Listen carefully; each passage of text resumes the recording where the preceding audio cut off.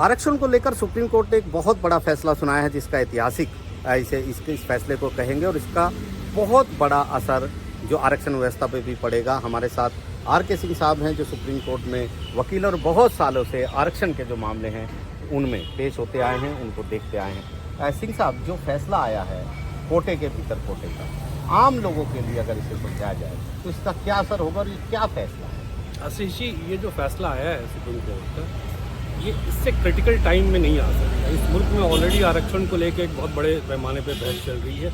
आए दिन हम संसद के अंदर और संसद के बाहर देख रहे हैं, ये मसला जो है एक बहुत बड़े तौर पे एक सियासी बहस का मुद्दा बना हुआ है। अब सुप्रीम कोर्ट ने ये एक बहुत पुराने मसले को, लगभग 2006 का ये मसला चार का मसला था, इसको आज कल उन्होंने 7 जजेस के बेंच ने इसका निष्पादन किया है। अब इसमें 2 पहलू हैं।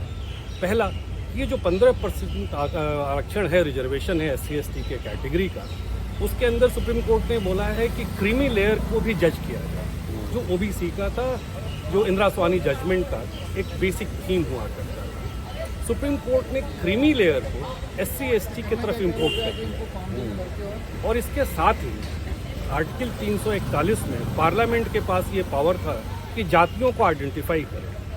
अब इस पूरे के पूरे अधिकार को सुप्रीम कोर्ट ने राज्य सरकारों को उठा करके दे दिया कि राज्य सरकारें ये इस बात को सुनिश्चित करें कि कौन से वर्ग जो 15% के अंदर आते हैं वो क्रीमी लेयर के अंदर आएंगे। तो इसके 2 पहलू, इससे एक कॉन्स्टिट्यूशनल कन्फ्यूजन की स्थिति बनी है, जिसमें जजमेंट में बहुत क्लैरिटी नहीं है। जजमेंट में विजडम तो दिख रहा है, लेकिन एक बहुत क्लैरिटी नहीं दिख रही है वैसे विषय पे जो सियासी तौर पे और सोशली बड़ा सेंसिटिव मसला है।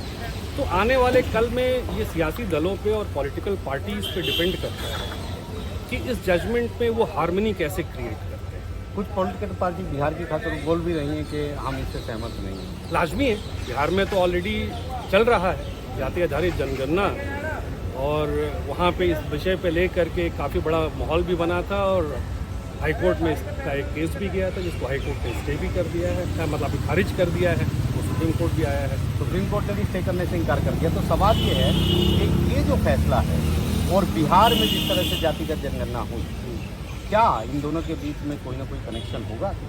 नहीं, जो कोर्ट में कनेक्शन तो है।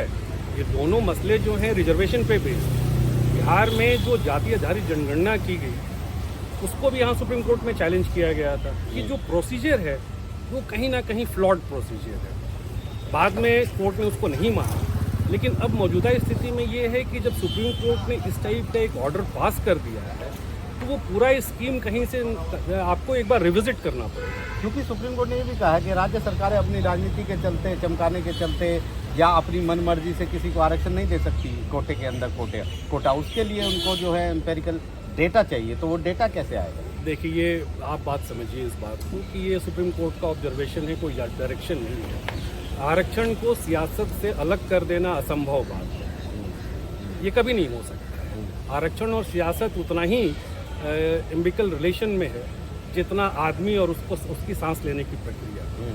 तो सुप्रीम कोर्ट के जजमेंट में कहीं ये क्लैरिटी नहीं है कि एम्पेरिकल डेटा जो है या डेटा करेक्शन जो है या फिर जो क्राइटेरिया फिक्स किया जाएगा उसके आधार क्या होंगे। वहाँ पे सुप्रीम कोर्ट का जजमेंट ऑलमोस्ट साइलेंट, जिससे कन्फ्यूजन की स्थिति बनेगी। तो एक बड़ा सवाल ये है कि क्रीमी लेयर की बात की है 4 जजों ने, जस्टिस B.R. गवई जो खुद अनुसूचित जाति से हैं और CBI भी बनेंगे, वो उन्होंने इसकी शुरुआत की और 3 जजों ने समर्थन भी दिया कि क्रीमी लेयर होना चाहिए। जस्टिस विक्रमनाथ ने ये भी कहा कि एक जनरेशन अगर आरक्षण का लाभ पाती है तो फिर दूसरी पीढ़ी को ना मिले। ये क्या संभव है? क्या राजनीति में उलझ जाएगा ये मामला भी? यकीनन तौर पर राजनीति में उलझेगा, क्योंकि क्रीमी लेयर का जो कंसेप्ट है वो अभी भी इस मुल्क में बहुत फ्लॉड कंसेप्ट है। जो क्रीमी लेयर के मानक हैं वो कम्प्लीटली फ्लॉड मानक है मेरे अपने लीगल अंडरस्टैंडिंग से कहा जाए तो। और ये जो 4 जजेस ने क्रीमी लेयर के कंसेप्ट को कहा है वो कोई डेफिनेटिव नहीं है, that is only an observation. तो ऑब्जर्वेशन के हिसाब से राज्य सरकारें या केंद्र सरकार कोई डेफिनेटिव फार्मूला बनाए, ये फिलहाल फौरी तौर पे संभव नज़र नहीं आ रहा है। तो साफ तौर पर एक बड़ा फैसला है, असर भी होगा, लेकिन राजनीतिक तौर पर और ज़मीन पर कितना ये असर दिखेगा ये आने वाला वक्त बताएगा। नई दिल्ली से आशीष भार्गव, NDTV।